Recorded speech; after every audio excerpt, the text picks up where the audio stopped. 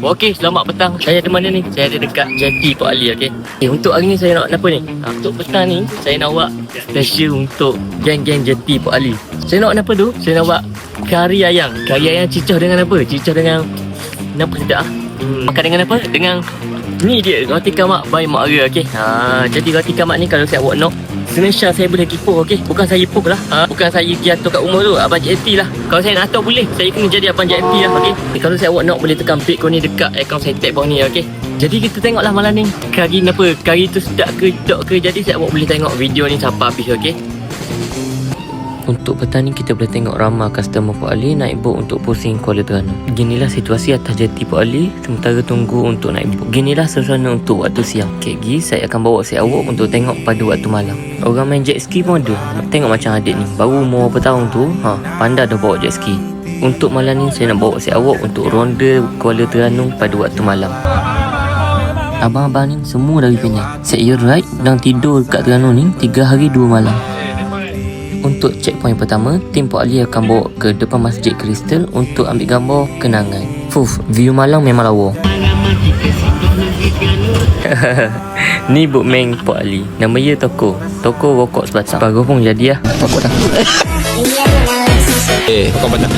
Untuk sekarang kita nak pergi ke checkpoint kedua, iaitu depan drawbridge. Jabatan buka tutup. Kapal pun ada tak? Kapal pun ada.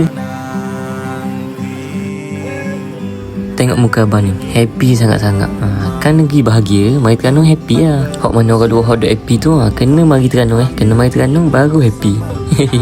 Jadi siapa dah ke checkpoint kedua, iaitu depan drawbridge, jabatan buka tutup. Jadi kita akan tengok set-set ambil gambar dulu untuk kenang-kenangan, post status FB, IG mana-mana lah.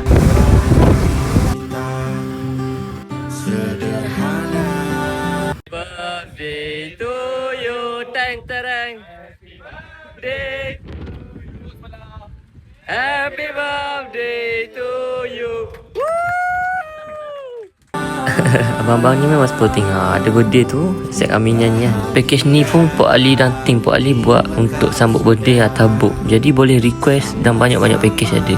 Alhamdulillah dah settle 1 jam trip bersama abang-abang ni. Terima kasih abang-abang Pulau Pinang. Ada rezeki datang lagi, okey. Okey, back to topic. Macam saya kata tadi, saya nak buat kari dan goreng roti kamak. Untuk goreng roti kamak mak orang ni mudah je. 10 saat tu boleh siap dah. Sebab kenapa? Sebab roti ni separuh masak dah. Rezeki untuk akak dari Selangor ni, bos sudah treat mari dekat saya dan makan roti kamak. Akak ni first time makan, dia rasa sedap dan dia kata dia nak belilah. Saya pun jual lah. Roti kamak saya dah. Okey, sekarang nak buat kari ayam pula. Mula-mula tumis bawang merah, bawang putih. Lepas tu letak kayu manis. Kacau-kacau. Lepas bawang kita tumis tu jadi perang-perang, masukkan serbuk kari. Kacau-kacau. Lepas tu pun letak air secukupnya lah, okey. Pandai-pandai lah. Saya buat tengok diri. Lepas tu letak daun kari, baru jadi. Kalau tak letak, mana jadi. Lepas tu saya masukkan ayam dan kita akan tunggu ayam tu masak. Lepas tu masuk santan sikit, nak suruh dia berlemak. Baru sedap bau. Tengok ni gaduk kata nak terah.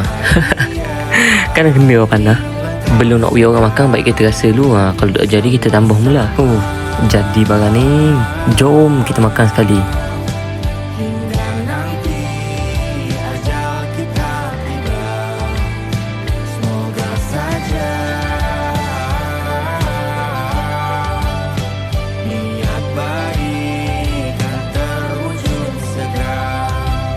Alhamdulillah settle.